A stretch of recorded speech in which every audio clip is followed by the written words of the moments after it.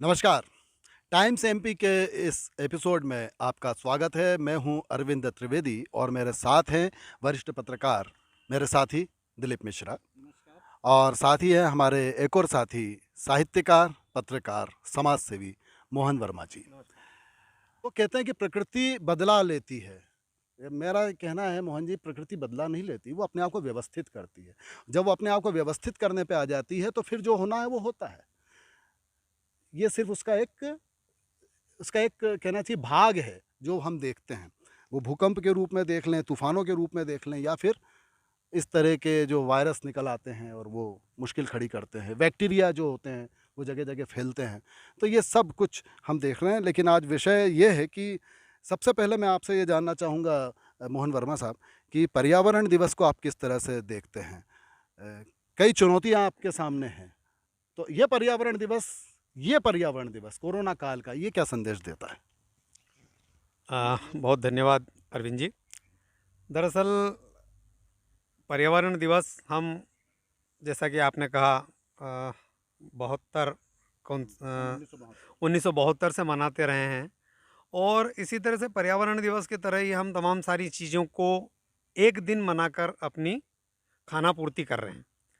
1972 में जब पर्यावरण दिवस मनाने की शुरुआत हुई है, तब उस वक्त ये सोचा गया था कि इस पूरे पर्यावरण को किस तरह संरक्षित किया जाए, पर्यावरण के प्रति लोगों को किस तरह जागरूक किया जाए और पर्यावरण के बेहतर फ़ायदे लोगों तक समझाए जाएं। 1972 से लेके आज हम 2021 में जब बात करते हैं, तब हमें लगता है, जैसा अभी आपने कुछ देर पहले कहा था, कि पर्यावरण के साथ हम जिस तरह का व्यवहार करते हैं या दोगला व्यवहार करते हैं, मैं शामिया चाहते हुए इस शब्द का उपयोग कर रहा हूँ, उनको देखते हुए प्रकृति अपने तमाम शांत भाव के बावजूद, अपने एक मात्र रूप में या पितृ रूप में होने के बावजूद भी कहीं ना कहीं हमें इस बात का एहसास करवाती है कि हम कहीं दिशा भ्रमित हो रहे हैं। आज कोरोना काल में चारों तरफ त्राही त्राही मची है। इस बीच में आज हमारे सामने एक सबसे बड़ी समस्या आज आके खड़ी हुई है कि हम ऑक्सीजन सिलेंडर के लिए या ऑक्सीजन के लिए, जो सहज रूप से बरसों बरसों सालों से हम सब के बीच में सदियों से उपलब्ध है, उस ऑक्सीजन के लिए किस तरह से लोग मारे मारे फिर रहे हैं, सिलेंडर कंधों पे लेके हॉस्पिटल में दौड़ रहे हैं, सांसें रुक रही हैं लोगों की और ऑक्सीजन नहीं है। यह पर्यावरण का हमसे आंख में आंख डाल के एक बहुत गंभीर सवाल है। पर्यावरण में सिर्फ ऑक्सीजन या हवा नहीं है, पर्यावरण में हमारे साथ में पानी भी है। हम देख रहे हैं जिस तरह पानी की बर्बादी हो रही है, हम जानबूझ के उसके प्रति आंखें बंद कर रहे हैं कि आज तो मुझे पानी मिल रहा है, मुझे कल भी मिल जाएगा। मगर क्या हम आज से 20 साल बाद की चिंता कर रहे हैं? पर्यावरण के साथ में जब हम बात करते हैं तो हम देखते हैं कि प्लास्टिक का अंधाधुंध उपयोग हो रहा है। उस प्लास्टिक के कारण आज वो जो प्लास्टिक जो हम वेस्ट के बाद रूप में सड़कों पे इधर उधर जो फेंकते हैं, वो गायों और बेजुबान जानवरों के पेट में जा रहा है। वो हमारी नदियों को प्रदूषित कर रहा है।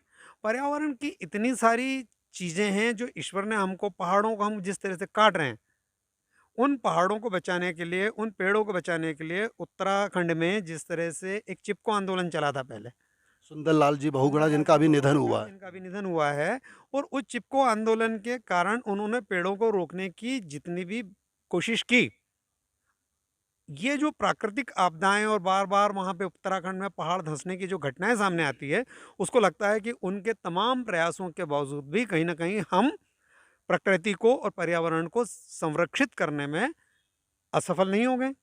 मुझे ऐसा लगता है। बहुत अच्छी बात आपने कही, जो चिपको आंदोलन की बात कही, वो चिपको आंदोलन हमारे जो नौजवान साथी शायद ना जानते हों, जो बिल्कुल नवयुवा हैं। इस तरह का आंदोलन की जो उत्तराखंड के क्षेत्र में, हिमालय के क्षेत्र में बांध बनाए जा रहे थे, बड़े-बड़े बांध, उस दौरान लाखों की तादाद में पेड़ काटे जाना थे। तो सुंदरलाल जी बहुगुणा ने, चिपको आंदोलन का मतलब था वो पेड़ों से चिपक जाते थे। उनके जो अनुयायी है या उनके जो कार्यकर्ता है, जब पेड़ काटने आते थे तो लोग बाग गाँव का गाँव पेड़ों से चिपक जाता था कि पेड़ काट रहे हो तो हमको भी काट दो। तो इस तरह का एक गुस्सा उस समय दिखाया गया और वो तमाम चर्चा का विषय है कि विकास को तो चलाना है, विकास को तो करना है, जनसंख्या का दबाव है। लेकिन प्रश्न वही उठता है कि चुनौती तो वही है ना, कि खराब ताश के पत्तों को अगर आपने अच्छे से फेंटा तभी तो आप अच्छे खिलाड़ी माने जाएँगे। तो वो चुनौतियों को अगर उससे निपटने के लिए, विकास करने के लिए, विकास की धारा बहाने के लिए पानी की धारा ख़त्म कर दी जाए, तो फिर कहाँ का न्याय प्रकृति के साथ ये हुआ।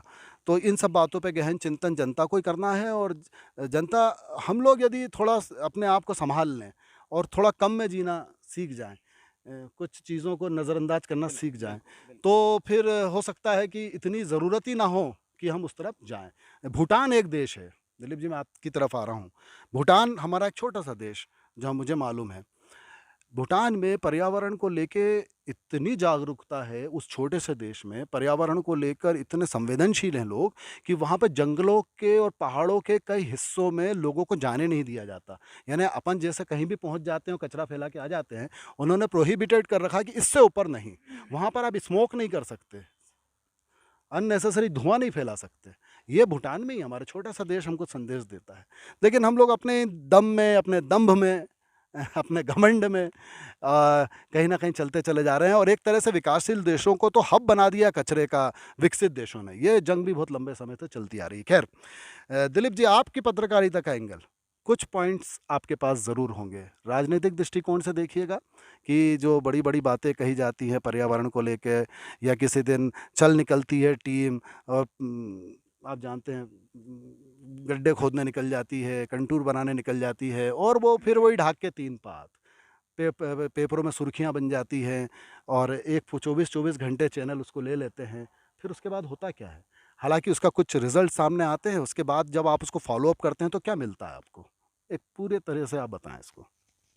अरविंद जी, मैं तो यहाँ एक सवाल खड़ा करता हूँ कि पर्यावरण के संरक्षण की ज़रूरत आखिर हमें पड़ी क्यों? हमारी जो प्रकृति है, ये पुरातन काल से बहुत खूबसूरत रही है। विकास की अंधी दौड़ ने सीमेंट, कंक्रीट और तरह तरह का विकास नो डाउट होना चाहिए, लेकिन विकास की अंधी दौड़ ने इस खूबसूरत प्रकृति को बदरंग किया है। आज हम बात करें, पेड़ पौधों की बात करें, इन्हें काटा गया। किसने काटा?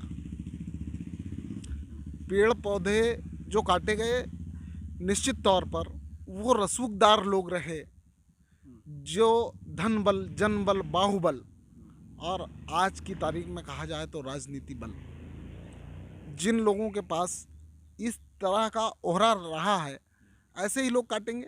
कानून से टकराव, अगर आप प्रकृति को लेकर कानून भी बने हुए हैं, और बहुत सख्त कानून है, एनजीटी है। बिल्कुल, लेकिन उसके बावजूद अगर हरे भरे पेड़ों को काटा जा रहा है तो निश्चित तौर पर वो कोई गरीब व्यक्ति नहीं काट रहा।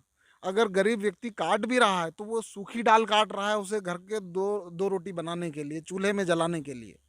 लेकिन बड़े बड़े दरख्त काट दिए गए जो आज बड़े बड़े बंगलों में फर्नीचर के रूप में आपको नजर आ रहे हैं।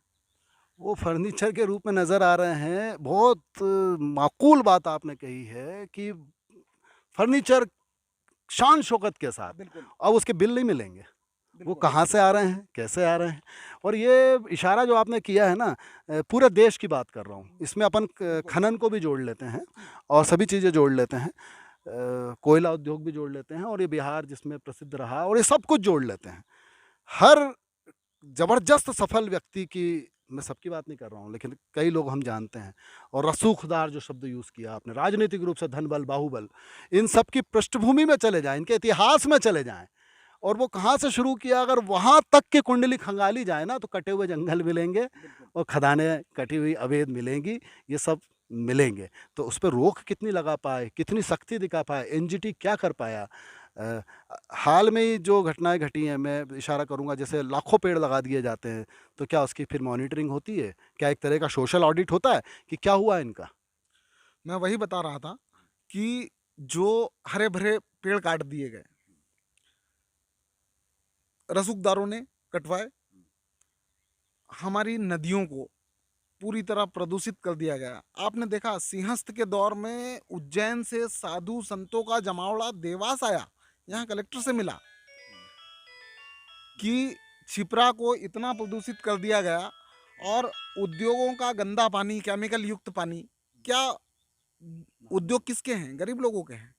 वही धन बल, जन बल, बाहुबल, रसूखदार लोग, जिन्होंने उद्योग देखिए कानून बना हुआ है, अगर आप उद्योग चला रहे हैं निश्चित तौर पर होना चाहिए, उद्योग होना चाहिए, विकास के लिए जरूरी है, लेकिन ईटीपी एसटीपी प्लांट उन उद्योगों में होना चाहिए कि वो उस प्रदूषित पानी को साफ करके उसको रिसाइकल करें या उसको सिंचाई में उपयोग करें या जिस तरीके से भी वो होता है। लेकिन क्या हो रहा है कि इंडस्ट्रीज का प्रदूषित पानी नदियों में पहुंच रहा है, नदियां प्रदूषित हो रही हैं। छोटी छोटी नदियों, तो नदियां खत्म, जो नाग धमधम की आप बात कर रहे हैं। देवास में नाग धम्मन से के जरिए पानी छिपरा में जाता है, छिपरा प्रदूषित होती है, छिपरा बड़ी नदियों में मिलती है, नर्मदा प्रदूषित होती है। तो इस तरह से जो ये इस मतलब हमारे पर्यावरण को जो नुकसान पहुंचाने का काम जो कहीं ना कहीं हुआ है, उसमें निश्चित तौर पर रसूखदार लोगों की बड़ी भूमिकाएं रही हैं। और एक बात और कहना चाहूँगा मैं, सबसे बड़ी बात कि पर्यावरण संरक्षण को लेकर जो एक पौधारोपण जैसे के कार्यक्रम चलते हैं, आपने देखा होगा 2016 एंड दिसंबर में तत्कालीन मुख्यमंत्री और वर्तमान में भी हैं शिवराज सिंह चौहान ने नर्मदा के किनारे किनारे 6 करोड़ 67 लाख पौधे, मोहन जी छोटा आंकड़ा नहीं है, Guinness book of world record में जाने वाला आंकड़ा। हाँ, वही बात मैं कहना चाह रहा था कि मतलब पूरी पृथ्वी बदल देंगे, दुनिया बदल देंगे का सपना लेके चला हुआ वो एक आंदोलन था। तो वो एक आंदोलन जिसे लेकर निश्चित तौर पर सामाजिक क्षेत्र में काम करने वाले मोहन जी, हम जैसे जर्नलिज्म में काम करने वाले, सब ने सोचा था कि यार इतने पौधे लगेंगे तो प्रकृति कितनी खूबसूरत होगी। लेकिन आज 4 साल हो गए, 4 साल में वो पौधों का रूप क्या होना चाहिए, लेकिन कहाँ गए वो पौधे? आपने देखा सत्ता परिवर्तन हुआ, कांग्रेस की गवर्नमेंट आई, तो दिग्विजय सिंह ने पदयात्रा की और एक इस मामले में सवाल उठे मोहन जी कि 450 करोड़ रुपए के घोटाले की बात उठी, जांच होने की बातें उठी कि भाई ये जो है इस तरीके का घोटाला हुआ। मैं कह रहा हूँ कि पर्यावरण हमारे लिए है, प्रकृति हमारे लिए है। इन चीज़ों को राजनीति से दूर हटकर, अगर चलिए शिवराज सिंह अगर पौधारोपण करने निकले थे, तो क्या विपक्ष का ये दायित्व नहीं था कि वो भी उनके साथ होकर पौधे रोपण में शामिल हो? मॉनिटरिंग भी होती रहेगी, निगरानी भी होती रहेगी और काम भी होता रहेगा, हिसाब भी मिलता रहेगा। मेरा मतलब ये है कि राजनीति से ऊपर उठकर अगर पर्यावरण संरक्षण को लेकर अगर काम किए जाते तो आज हमारा पर्यावरण बहुत खूबसूरत होता और ये खूबसूरत प्रकृति जो है बदरंग नजर ना आती। तो वो आज इंसान ऑक्सीजन की कमी से मरा तो चिंता सबको हो गई, लेकिन बरसों बरस से वो जानवर, वो मछलियाँ, वो छोटे छोटे जल जीव, वो ऑक्सीजन की कमी के चलते मर रहे थे। तब किसी को भी मन में भाव नहीं आ रहा था दया का। कुछ आप कहना चाहते थे मोहन जी? बस खाली इतनी सी बात मेरी है कि एक दिन की चिंता से ये सब चीज़ें होनी नहीं है। जैसे दिलीप जी ने एक उदाहरण दिया कि मध्य प्रदेश शासन में करोड़ों के पौधे लगे मगर आज कोई नहीं हो। छोटी छोटी संस्थाएं, जैसे कि मैं अपनी अगर बात करूं तो हमारी संस्था ने पिछले साल जिन जगहों पे पौधे लगाए थे, उन लोगों ने उन पौधों के बड़े हुए चित्रों के साथ में जब हमें भेजे और कहा कि दादा आज ये पौधों को आप देखो कैसे लहलहा रहे हैं, तो हमें दिल से खुशी हुई। आज 5 जून को आज हमने पर्यावरण दिवस में 2 जगह वृक्षारोपण किया, पौधारोपण किया। एक तो हमने भौरासा के अंदर से तहसील का एक नया कार्यालय खुला है, वहाँ पे तहसीलदार खुद मौजूद थे, वहाँ के हमारे राजस्व कर्मी एक मित्र थे, उनके साथ में मिलकर और उसके साथ में उन पौधों को संरक्षित करने की उस पूरे अमले ने जिम्मेदारी ली। इसी तरह हमने आज शहर के एक हिस्से के अंदर से, पंचशील नगर के अंदर से, एक परिवार ने कहा कि हमें अपने परिवार के सामने पौधे लगाना है।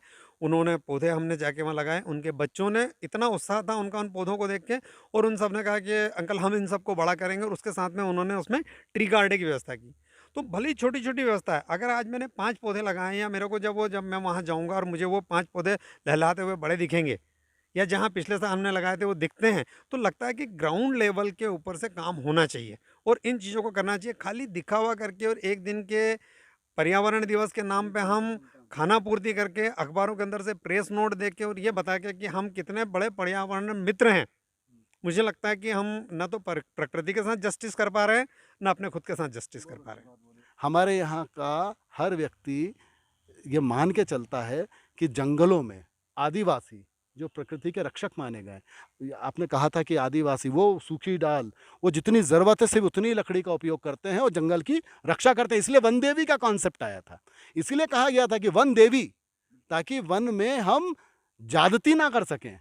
आज हमारे कई पशु पक्षी, कई जानवर विलुप्ति के कगार पे पहुंच गए हैं, सिर्फ हवा में जहर घुल जाने के कारण। कई विदेशी पक्षी हमारे यहाँ नहीं आते, जहर घुल जाने के कारण। अरविंद जी, आपने जो ये बात कही, इसमें दरअसल जो आप कह रहे हैं, आज बहुत से ऐसे आप जुगनू आपको देखने को नहीं मिलते। आपको ऐसे कीट पतंगे ऐसे ऐसे जो कहीं ना कहीं प्रकृति के संरक्षण में सहायक हैं।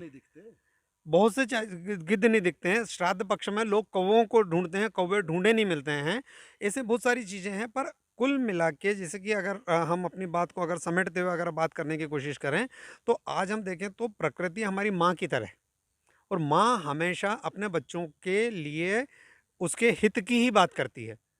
उस प्रकृति माँ ने हमको पहाड़ दिए, उसने हमें नदियाँ दी, उसने हमें पानी दिया, उसने हमें पेड़ पौधे दिए।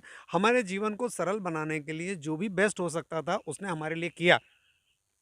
इसी बात पर कहना चाहूँगा कि हमारे पूर्वजों ने जो घर में पूजन होती है, नवग्रह बनते हैं, गेहूं और चावल के ग्रह बनाए जाते हैं, और तमाम सारी जो पूजन सामग्री होती है उसको नदी में प्रवाहित करने का प्रावधान हमारे पुरातन काल से चला है। और वो उस दौर में, मैं जहाँ तक समझता हूँ, इस चीज़ को दृष्टिगत रखते हुए किया गया होगा कि जलीय जीव जंतु जो हैं उनके भोजन का एक व्यवस्था हो जाए, है ना। पहले आपने देखा होगा कि तांबे के सिक्के चला करते थे, इसलिए एक ये थी कि भाई नदी के पास से गुजर रहे हैं तो बच्चे के ऊपर उतार कर सिक्का नदी में डाल दिया, ताकि आज भी कहा जाता है कि तांबे के लोटे में भरा हुआ पानी अगर आप पीते हैं तो आपके स्वास्थ्य के लिए बहुत अच्छा होता है।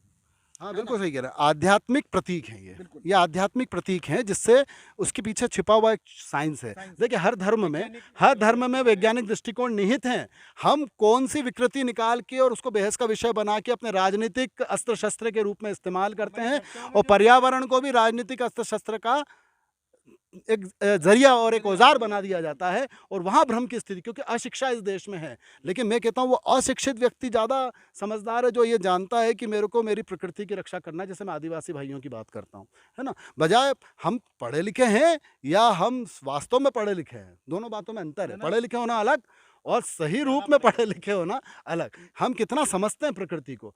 अब देखिए, आपने जो कहा ना कि हम नदी की तरफ गए, नदी में हमने कुछ प्रभावित किया वो गलत नहीं है, सीमा के अंदर। लेकिन गलत है वहीं खड़े होके कपड़े नहीं, मैं आपको बहुत सीधी भाषा में कह रहा हूँ कि 50 लोग गए, उनने जो भी कुछ विसर्जित किया था, मछलियों को दाना खिलाया, विसर्जन किया, सब ठीक है। लेकिन गलत वो नहीं है। गलत क्या है मालूम? गलत है वहाँ बढ़िया साबुन निकाला और मल के वहाँ नहाना, और उसके बाद फिर कपड़े भी शानदार तरीके से धोना, और फिर उस नदी में उस जगह को, पानी को दूषित करना। गलत ये है। मेरा इशारा इस तरफ है कि हमारी सीमाएं निर्धारित हैं, हम उस सीमाओं का अतिक्रमण करके आगे जाते हैं तो प्रकृति के ऊपर वही है लब्बे कि हम अपनी सीमाओं का अतिक्रमण करके प्रकृति के साथ में कहीं ना कहीं अन्याय कर रहे हैं, और उसमें आमतौर पे सभी बराबर के भागीदारी हैं। और आज पर्यावरण दिवस के अवसर पे हमको ये संकल्प लेने की ज़रूरत है कि हम इंडिविजुअल देखें कि मैं क्या कर सकता हूँ। मैं जहाँ जो चीज़ बता सकता हूँ, पानी बचा सकता हूँ, या मैं अगर पेड़ों को बचा सकता हूँ, या एक पौधा लगा सकता हूँ। एक लाइन में मुझे याद आया कि अगर पर्यावरण का संरक्षण हमें करना है तो हम इस प्रकृति का दोहन बंद कर दें। और जो दोहन रसूखदार करते हैं, पहाड़ों को काट कर गिट्टी निकालते हैं, आप देखें विंध्याचल पर्वत श्रेणी को देखिए आप, कैसी हुआ करती थी और आज कैसी है। तो इसका दोहन कौन कर रहा है? है ना, अति दोहन। अगर इंडस्ट्रीज़ हैं वहाँ पर एसटीपी ईटीपी प्लांट दिखाने के लिए लगाए हुए हैं, उनको संचालित सिर्फ इसलिए नहीं किया जाता कि बिजली के बिल बहुत आएंगे, एक्सपेंसेस बहुत सारे होते हैं। तो मेरा सरकार से भी आग्रह है कि कम से कम इस चीज़ पे विशेष ध्यान दिया जाए। और प्रदूषण विभाग जो है सिर्फ खाना पूर्ति ना करे, प्रदूषण विभाग ज़मीन पे दिखाई दे, उसके बाकायदा का प्रेस नोट आते हैं, उसने जो दूरगामी कदम उठाए हैं उसको मीडिया का कर्तव्य कि प्रचारित करे, प्रसारित करे। हर वो काम जो पर्यावरण की दिशा में अच्छे से हो रहा है, और हम ये वादा करते हैं टाइम्स एमपी की तरफ से कि जो भी हमारे साथी जनप्रतिनिधि हों, समाज सेवी हों, युवा कार्यकर्ता हों, पर्यावरण की दिशा में यदि कोई काम करेंगे तो टाइम्स एमपी उसको प्रमुखता से देगा, कोशिश करेगा कि लाखों लोगों तक ये बातें आपकी पहुंचे। तो जो भी बात पर्यावरण के पक्ष में निकलेगी, निश्चित तौर पर टाइम्स एमपी की कोशिश हो कि वो दूर तलक जाए। तो बहुत बहुत धन्यवाद दिलीप मिश्रा जी, मोहन वर्मा जी, अरविंद त्रिवेदी। मैं आपसे इजाज़त लेने के पहले यही रिक्वेस्ट करूंगा कि इस चैनल को लाइक कीजिएगा, सब्सक्राइब कीजिएगा। पर्यावरण की दिशा में क्या कुछ होना चाहिए उसको लेके अपने कमेंट्स ज़रूर दीजिएगा, वो हमारे लिए संबल का काम करेंगे और एक तरह से प्रेरणा का और मार्गदर्शन का काम करेंगे। इसलिए पर्यावरण की खातिर आज हमारा जो एपिसोड है उसको ज़्यादा से ज़्यादा लोगों तक शेयर कीजिएगा और अपनी राय भी दीजिएगा। बहुत बहुत धन्यवाद। जय हिंद।